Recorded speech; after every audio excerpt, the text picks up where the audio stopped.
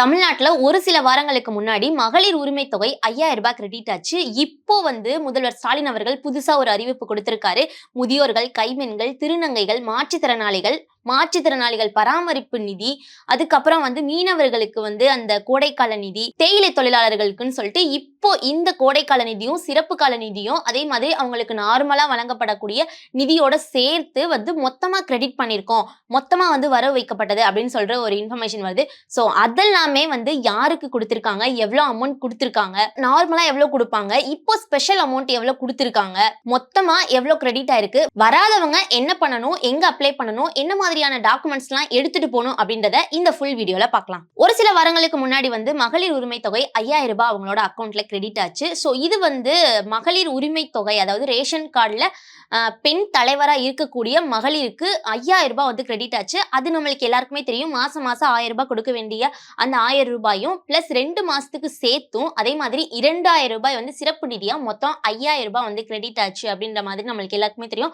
So இது யார் யாருக்கு வரல, யார் அப்ளை பண்ணலாம் அப்படின்னு இதுக்கு முன்னாடி ஒரு வீடியோல நம்ம சேனல்ல போட்டிருப்போம். சோ அதை பார்க்காதவங்க இதையும் பாருங்க. ஏன்னா மகளிர் உரிமை தொகை வராதவங்க என்ன பண்ணணும் அப்படின்றத இந்த வீடியோலையும் சொல்றேன். ஃபர்ஸ்ட் நீங்க அந்த ரேஷன் கார்டுல பெண் தலைவர், அதாவது உங்களோட நேம் பெண் தலைவரா இருக்கணும். அப்பதான் உங்களுக்கு வரும். எப்பயுமே அப்ளிகேஷன் ஸ்டேட்டஸ் செக் பண்ணிட்டே இருங்க. அதே மாதிரி ஆதார் கார்டு பேங்க் அக்கௌண்டோட சேர்ந்து இணைஞ்சிருக்கணும்னு சொல்லணும். அதே மாதிரி பேங்க் அக்கௌண்ட் ஆக்டிவா இருக்கணும். ஸோ இப்போ வராதவங்க இனிமேல் அப்ளை பண்ணலாமா அப்படின்னு கேட்டா இன்னும் அந்த ஃபெசிலிட்டிஸ் இன்னும் கொண்டு வரல. ஏன்னா இதுக்கு முன்னாடி 2 தாட்டி கேம்ப் போட்டிருக்காங்க. பிளஸ் ரேஷன் கடையிலையும் அப்ளை பண்ணலாம் அப்படின்ற மாதிரி சொல்லிட்டு இருந்தாங்க. ஸோ அதில் அப்ளை பண்ணவங்களுக்கு மட்டும்தான் இப்போ அமௌண்ட் ஏறி இருக்கும். அது மட்டும் இல்லாமல் அப்ளை பண்ணியும் ஏறல அப்படின்னா நீங்க அஃபிஷியல் வெப்சைட்ல போய் நீங்க செக் பண்ணி அதுல உங்களோட நேம் இருக்கா அப்படின்னு பாத்துக்கோங்க. ஸோ அந்த மாதிரி பண்ணா மட்டும்தான் அமௌண்ட் வரும். இப்போ நியூவா அப்ளை பண்ணலாமா அப்படின்னு கேட்டா இன்னும் அந்த ஃபெசிலிட்டிஸ் கொண்டு வரல அப்படின்னா இப்போ வரையும் ஸ்டேட்மெண்ட் இருக்கு. சோ நெக்ஸ்ட் பார்த்தோம் அப்படின்னா முதியோருக்கும் கைம்பெண்களுக்கும் எவ்வளவு கொடுத்திருக்காங்க அப்படின்னா மந்த்லி அவங்களுக்கு எவ்வளவு அமௌண்ட் கொடுப்பாங்கன்னா 1200 ரூபாய் கொடுப்பாங்க. இப்போ ஸ்பெஷல் அமௌண்டா 2000 ரூபாய் சேர்த்து மொத்தமா 3200 ரூபாயா அவங்களோட அக்கௌண்ட்ல கிரெடிட் ஆயிருக்கு.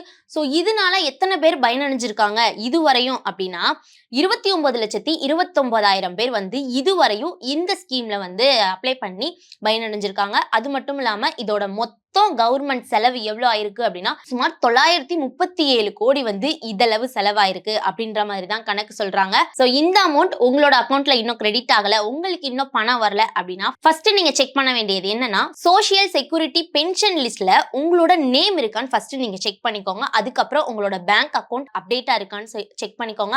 அப்டேட்டா இல்லைன்னா அப்டேட் பண்ணிக்கோங்க. அதே மாதிரி இது விஓ ஆஃபீஸ்லயும் போய் என்கொயரி பண்ணிக்கோங்க.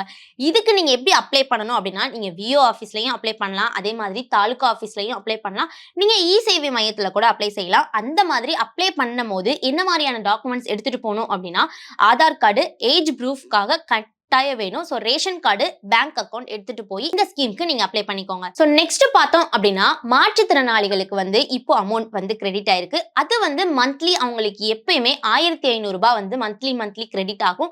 இப்போ ஸ்பெஷல் அமௌண்டா 2000 ரூபாய் சேர்த்து மொத்தம் 3500 ரூபாயா கிரெடிட் பண்ணிருக்காங்க. இதனால எத்தனை பேர் பயனடைஞ்சிருக்காங்க அப்படின்னா 5,92,000 பேர் இதனால பயனடைஞ்சிருக்காங்க. அது மட்டும் இல்லாம கவர்மெண்ட்டுக்கு இதனால மொத்த செலவு எவ்வளவு அப்படின்னா சுமார் 207 கோடி செலவாயிருக்கு. சோ மொத்தமா பீப்புள்ஸ் பயனடைஞ்சிருக்காங்க. சோ இதுக்குமே, அதாவது மாற்றுத்திறனாளிகளுக்குமே இன்னும் இந்த அமௌண்ட் கிரெடிட் ஆகல அப்படின்னா என்ன செய்யணும்னு சொல்றேன், நோட் பண்ணிக்கோங்க. சோ இந்த மாற்றுத்திறனாளி அமௌண்ட்டுமே எனக்கு வரல, இன்னும் நான் அப்ளைவே பண்ணல, இது எப்படி வரணும் அப்படின்னு கேட்டா ஃபர்ஸ்ட் டிசபிலிட்டி சர்டிபிகேட் வேலிடா இருக்குதான்னு ஃபர்ஸ்ட் நீங்க செக் பண்ணணும். அதே மாதிரி பேங்க் அக்கௌண்ட் ஆக்டிவா இருக்கான்னு செக் பண்ணிக்கோங்க.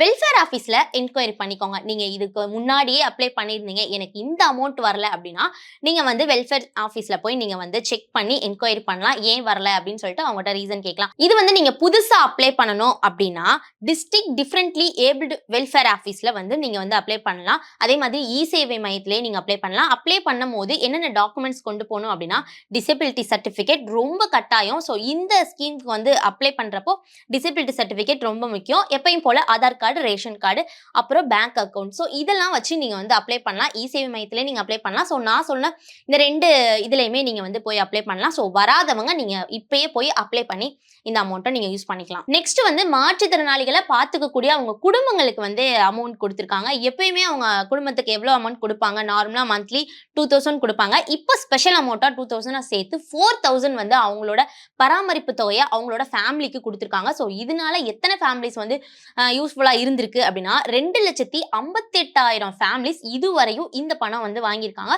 ஸோ இந்த பணம் மூலமா அவங்க வந்து பயனடைஞ்சிருக்காங்க அப்படின்னு சொல்லலாம். மாற்றுத்திறனாளி பராமரிப்பு தொகைக்கு மட்டும் அரசு மொத்தமா எவ்வளவு செலவு பண்ணியிருக்காங்க அப்படின்னா சுமார் 103 கோடி வந்து செலவு பண்ணியிருக்காங்க. ஸோ இதுக்குமே வந்து இன்னும் எனக்கு நான் அப்ளை பண்ணியிருக்கேன், பட் ஆனால் இன்னும் எனக்கு அமௌண்ட் வரல அப்படின்னா நீங்க செக் பண்ண வேண்டியது ஃபர்ஸ்ட் கேர் கிவர் ஸ்கீம்ல எலிஜிபிலிட்டியான்னு ஃபர்ஸ்ட் நீங்க செக் பண்ணிக்கோங்க. அதுக்கப்புறம் வெல்ஃபேர் ஆஃபீஸ்ல நீங்க என்கொயரியும் பண்ணிக்கோங்க. அப்ளை பண்ணிட்டோம் ஆனா இன்னும் வரல அப்படின்னா நீங்க போய் என்கொயரி பண்ணலாம். ஸோ நான் புதுசா அப்ளை பண்ண போறேன் அப்படின்னா முன்னாடி சொன்ன மாதிரி தான் டிஃப்ரெண்ட்லி ஏபிள்டு வெல்ஃபேர் சென்டர்ல போய் நீங்க அப்ளை பண்ணிக்கலாம். அதே மாதிரி தாலுகா ஆஃபீஸ்லயும் பண்ணிக்கலாம். ஸோ என்னென்ன டாக்குமெண்ட்ஸ் இதுக்கு வேணும் அப்படின்னா டிசபிலிட்டி சர்டிஃபிகேட்ஸ் வந்து இந்த இதுக்கும் கட்டாயம் ரொம்ப அவசியம். அதே மாதிரி Aadhaar card, ration card and bank அக்கௌண்ட்டை வந்து நீங்க கொண்டு போயிட்டு நீங்க அப்ளை பண்ணிக்கலாம். நெக்ஸ்ட் வந்து மீனவர்களுக்கு உதவித்தொகை கொடுத்திருக்காங்க. அது எப்பயுமே நார்மலா வந்து கோடைக்கால நிதி உதவி அப்படின்னு சொல்லிட்டு 6000 ரூபாய் கொடுப்பாங்க. ஸோ 6000 ரூபாயோட சேர்த்து இப்போ ஸ்பெஷல் அமௌண்ட்டா 2000 சேர்த்து மொத்தம் 8000 ரூபாய் வந்து அவங்களோட பேங்க் அக்கௌண்ட்ல கிரெடிட் ஆயிருக்கு. ஸோ இது மூலியமா வந்து 1,62,900 குடும்பங்கள் வந்து பயனடைஞ்சிருக்காங்க. இதுக்காக அரசு மொத்த செலவு செய்த தொகை என்னன்னு பார்த்தோம் அப்படின்னா சுமார் 130 கோடி வந்து இதுக்காக செலவு பண்ணிருக்காங்க. ஸோ இது வந்து யாரு கொடுக்குறாங்கன்னா மீனவர் குடும்பங்களுக்கு தான் கொடுப்பாங்க. அதே மாதிரி ஏப்ரல் ஜூன்ல மீன் பிடித்த தடைக்காலம், அதாவது சீசன் டயத்துல வந்து தடை பண்ணிருப்பாங்க. ஸோ அந்த அப்போ வந்து கொடுக்குற 6000 ரூபாயோட சேர்த்து 2000 ரூபாய் கொடுத்து மொத்தம் 8000 ரூபாய் வந்து இப்போ கொடுத்துருக்காங்க. ஸோ இதுக்கு வந்து எப்படி அப்ளை பண்ணலாம்? அப்ளை பண்ணியும் இன்னும் வரல அப்படின்னா நீங்க போயிட்டு ஃபிஷர்மேன் வெல்ஃபேர் போர்டு லிஸ்ட்ல செக் பண்ணிக்கோங்க உங்களோட நேம் இருக்கான்னு. அதே மாதிரி ஃபிஷர்மேன் ஐடியை அப்டேட் பண்ணிக்கோங்க அப்டேட்ல இருக்கான்னு. அதுக்கு அப்பதான் அப்ளை பண்ணவங்களுக்கு வரும். இப்போ வரையும் நான் அப்ளை பண்ணல அப்படின்னா நீங்க ஃபிஷர்மேன் டிபார்ட்மெண்ட் ஆஃபீஸ்லயும் போய் அப்ளை பண்ணிக்கலாம். அதே மாதிரி ஃபிஷர்மேன் கோஆபரேட்டிவ் சொசைட்டிலையும் போய் அப்ளை பண்ணிக்கலாம். அப்ளை பண்றப்போ ஃபிஷர்மேன் ஐடி ரொம்பவே முக்கியம். ஸோ அது ஆக்டிவா இருக்கான்னு செக் பண்ணிட்டு அந்த ஐடியை கொண்டு போங்க. அதே மாதிரி Aadhaar card, bank account, ration card, so இது எல்லாமே கொண்டு போயிட்டு இந்த ஸ்கீம்ஸ்க்கு நீங்க அப்ளை பண்ணிக்கலாம். ஸோ நெக்ஸ்ட் பார்த்தோம் அப்படின்னா தேயிலை விவசாயிகளுக்கு வந்து ஒரு அனௌன்ஸ்மெண்ட் பண்ணியிருக்காங்க. என்ன அப்படின்னா அவங்களோட பசுந்தேயிலை கொள்முதல் வந்து எப்பயும் போல நார்மலான மார்க்கெட் விலைக்கு தான் வந்து அவங்க கொடுப்பாங்க. ஆனா இப்போ வந்து ஒரு கிலோவுக்கு 2 ரூபாய் எக்ஸ்ட்ரா தர மாதிரி வந்து கவர்மெண்ட் வந்து அனௌன்ஸ் பண்ணியிருக்காங்க. ஸோ இதனால 14,870 விவசாயிகள் வந்து பயனடைஞ்சிருக்காங்க. அதே மாதிரி மொத்தமா கவர்மெண்ட் அதாவது இதுக்காக செலவு பண்ண அமௌண்ட் எவ்வளவு அப்படின்னா 8,53,00,000 ரூபாய் வந்து இந்த ஸ்கீம்காக பண்ணியிருக்காங்க. இது வந்து ஒரு கிலோவுக்கு 2 ரூபாய் எக்ஸ்ட்ரா தரோம் அப்படின்ற மாதிரி சொல்லியிருக்காங்க அந்த கொள்முதலுக்கு. இதுக்கு வந்து எங்க அப்ளை பண்ணணும் அப்படின்னா டீ கோஆபரேட்டிவ் சொசைட்டில இல்லைன்னா அக்ரிகல்ச்சர் ஆஃபீஸ்ல போய் நீங்க இதுக்காக அப்ளை பண்ணணும். ஸோ டாக்குமெண்ட்ஸ் எப்பயும் போல ஃபார்மர் ஐடி, விவசாய ஐடி இருக்கணும். அதே மாதிரி Aadhaar, bank account, land documents வந்து இந்த ஸ்கீம்க்கு வந்து கேட்பாங்க. அதே மாதிரி அப்ளை பண்ணிட்டோம் இன்னும் வரல அப்படின்னா நீங்க போயிட்டு கோஆபரேட்டிவ் டீ ஃபேக்டரி மெம்பரா ஃபர்ஸ்ட் இருக்கீங்களா அப்படின்றத செக் பண்ணிக்கோங்க. அதே மாதிரி ஃபார்மர் ரெஜிஸ்ட்ரேஷன் அப்டேட்ல இருக்கா அப்படின்றதையும் செக் பண்ணிக்கோங்க. அப்படி அப்டேட்ல இருந்துச்சு இன்னும் வரல அப்படின்னா நீங்க போய் என்கொயரி பண்ணுங்க, உங்களுக்கு கண்டிப்பா வரும். இன்னும் அப்ளை பண்ணல அப்படின்னா நீங்க போய் அப்ளை பண்ணிக்கோங்க. இப்போ வரையும் ஒட்டுமொத்தமா மகளிர் உரிமை தொகை, முதியோர் கைம்பெண் அவர்களுக்கு உதவித்தொகை, மாற்றுத்திறனாளிகள் உதவித்தொகை, மாற்றுத்திறனாளிகள் பராமரிப்பு உதவித்தொகை, அப்புறம் மீனவர்களுக்கு உதவித்தொகை, தேயிலை விவசாயிகளுக்கு உதவித்தொகைன்னு சொல்லிட்டு இவ்வளவு உதவித்தொகைகளை வந்து கவர்மெண்ட் அனௌன்ஸ் பண்ணியிருக்காங்க. ஸோ இதுலலாம் வந்து நீங்க எலிஜிபிளா அப்படின்னு சொல்லிட்டு நீங்க ஃபர்ஸ்ட் செக் பண்ணிக்கோங்க. அதே மாதிரி எலிஜிபிள்னா இன்னும் வரல அப்படின்னா பக்கத்துல இருக்க கவர்மெண்ட் ஆஃபீஸ்ல நீங்க கட்டாயம் போய் என்கொயரி பண்ணிக்கோங்க. இதுவரையும் அப்ளை பண்ணாதவங்க நான் சொன்ன டாக்குமெண்ட்ஸ்ல நான் சொன்ன இடத்துக்கு போய் அப்ளை பண்ணிக்கோங்க. உங்களுக்கும் யூஸ்ஃபுல்லா இருக்கும். ஸோ மோர் இன்ஃபர்மேஷனுக்கு நம்ம யூடியூப் சேனலை ஃபாலோ பண்ணிக்கோங்க.